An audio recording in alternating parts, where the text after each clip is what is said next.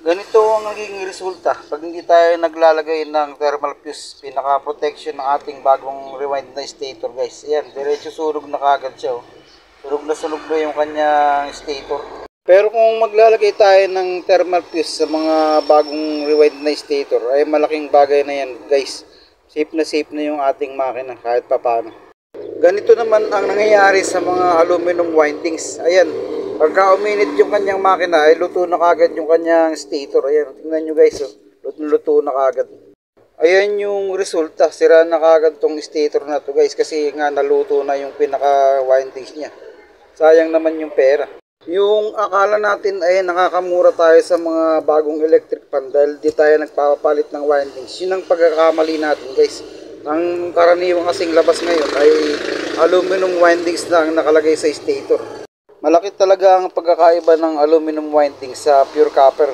Yung pure copper kasi talagang matibay na yan guys. Simple lang naman maglagay ng thermal fuse sa bagong stator guys. Maghanda lang kayo ng 2 perasong shrinkable tube at ipapasok lang natin dito sa terminal ng fuse. Ayan. Ayan, ganyan siya guys. Tapos puputulin natin tong green, yung pinaka live niya guys, para doon natin itatap yung kanyang thermal fuse. Hindi nyo na kailangan galawin tong mga tali dito guys sa kanyang strap para hindi masira yung kanyang mga windings, kasi may tendency na pag ginalaw nyo to masisira yung kanyang windings sa loob, baka maputol guys. Hinangin lang muna natin yung thermal fuse.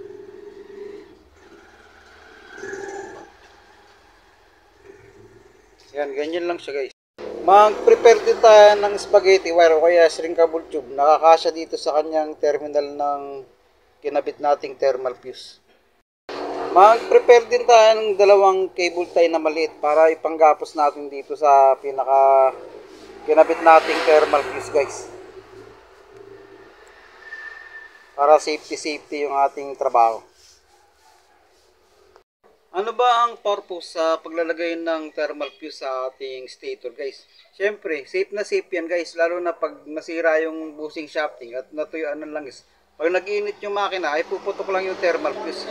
Hindi siya magiging katulad nito guys na sunog talaga yung kanyang makina. Malaking safety na rin to para sa atin. Iwas backjab na rin at iwas sunog na rin sa mga stator na ginagamit natin guys. Yun lang guys. Hanggang dito na lang guys. Maraming salamat. Hanggang sa muli.